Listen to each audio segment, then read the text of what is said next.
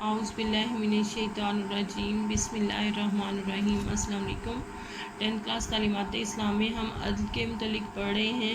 ہمارے سامنے رسول اللہ صلی اللہ علیہ وآلہ وسلم کا اسوہ حسنہ ہونا چاہیے۔ حضور اکرم صلی اللہ علیہ وآلہ وسلم نے کافروں اور دشمنوں کے ساتھ بھی انصاف فرمایا، اور کبھی ایسا نہیں ہوا کہ کسی کے کفر و شرک یا مخالفانہ رویے کی وجہ سے ناانصافی کی ہو۔ آپ صلی اللہ علیہ وآلہ وسلم کے پاس یہودی اور عیسائی اپنے مقدمات کا فیصلہ کرانے کے لیے لایا کرتے تھے، اور انہیں آپ صلی اللہ علیہ وآلہ وسلم کے عدل پر پورا اعتماد تھا۔ حضرت محمد صلی اللہ علیہ وآلہ وسلم کو عرب کے بے شمار قبائل سے واسطہ پڑتا تھا۔ وہ قبائل اور خاندان ایک دوسرے کے سخت دشمن ہوتے تھے۔ حضور اکرم صلی اللہ علیہ وآلہ وسلم ان تمام قبائل کے ساتھ ہمیشہ عدل و انصاف سے کام لیتے اور اسلام کی دعوت دیتے۔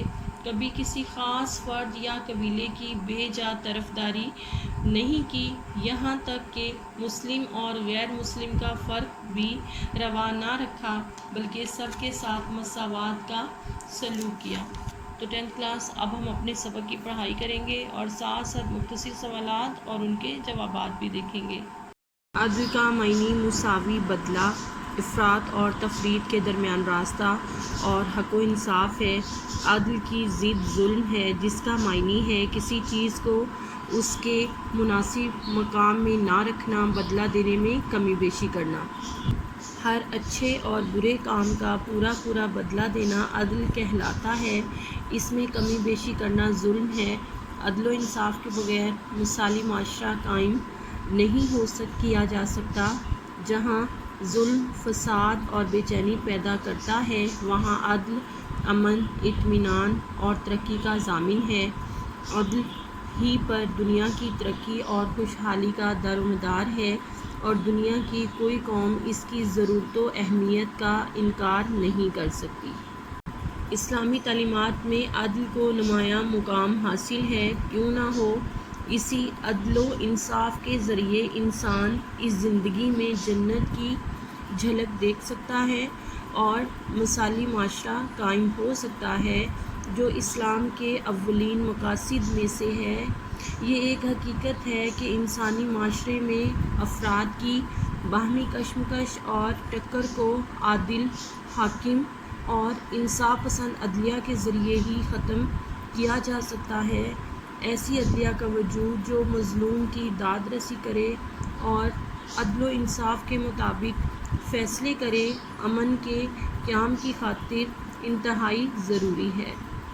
چونکہ مقدمات کے صحیح فیصلے سچی شہادت کے بغیر نہیں ہو سکتے، اس لیے اسلام جہاں عدل و انصاف کا حکم دیتا ہے، وہاں صحیح شہادت دینے کو بھی لازم قرار دیتا ہے۔ عدالتوں میں بے انصافی یا گواہی میں غلط بیانی کے دو سبب ہوتے ہیں، یا تو یہ کہ ہم کسی کی رشتہ داری کی بنا پر سچی گواہی دینے اور حق کا فیصلہ کرنے کی ہمت نہیں کر پاتے، یا کسی کی عداوت ہمیں غلط بیانی یا ظلم اور ناانصافی پر مجبور کرتی ہے۔ اللہ تعالیٰ نے قرآن کریم میں ان دونوں اسباب کی بنا پر غلط بیانی اور بے انصافی کرنے سے منع فرمایا ہے اور عدل کا حکم دیا ہے۔ ارشاد باری تعالیٰ ہے، ترجمہ: اے ایمان والو، انصاف پر قائم رہنے والے اللہ کے لیے گواہی دینے والے بن جاؤ، اگرچہ وہ گواہی اپنی ہی ذات یا والدین یا رشتہ داروں کے خلاف ہی کیوں نہ ہو۔ 10th کلاس مختصر سوالات میں ہمارا پہلا سوال ہے، عدل کے معنی بیان کریں اور یہ بھی بتائیں کہ عدل کی ضد کیا ہے۔ ہمارا جواب ہے، عدل کا معنی مساوی بدلہ، افراط اور تفریط کے درمیان راستہ اور حق و انصاف ہے۔ عدل کی ضد ظلم ہے، جس کا معنی ہے کسی چیز کو اس کے مناسب مقام میں نہ رکھنا یا بدلہ دینے میں کمی بیشی کرنا۔ ہمارا دوسرا سوال ہے، عدل سے کیا مراد ہے۔ ہمارے اس سوال کا جواب ہے، ہر اچھے اور برے کام کا پورا بدلہ دینا عدل کہلاتا ہے اور اس میں کمی بیشی کرنا ظلم ہے۔ ہمارا سوال ہے، دنیا کی ترقی اور خوشحالی کا دارومدار کس چیز پر ہے؟ ہمارے سوال کا جواب ہے، عدل ہی پر دنیا کی ترقی اور خوشحالی کا دارومدار ہے اور دنیا کی کوئی قوم اس کی ضرورت و اہمیت کا انکار نہیں کر سکتی۔ تو 10th کلاس میں اگلا سوال ہے، اسلام عدل و انصاف کے ساتھ ساتھ کس چیز کو لازم قرار دیتا ہے؟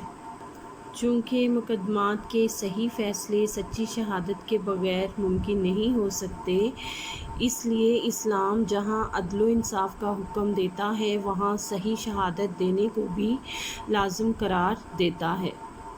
اسی پیراگراف سے ہمارا اگلا سوال ہے، عدالتوں میں گواہی میں غلط بیانی کے اسباب بیان کریں۔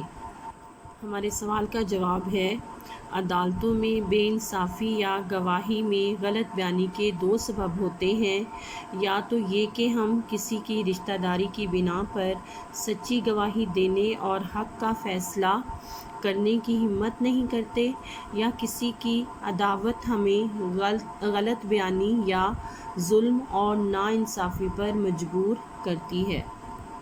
تو 10th کلاس آج کے لیے اتنا ہی، کل انشاءاللہ اپنے اگلے سبق کے ساتھ پھر ملیں گے، تو کل تک کے لیے اللہ حافظ۔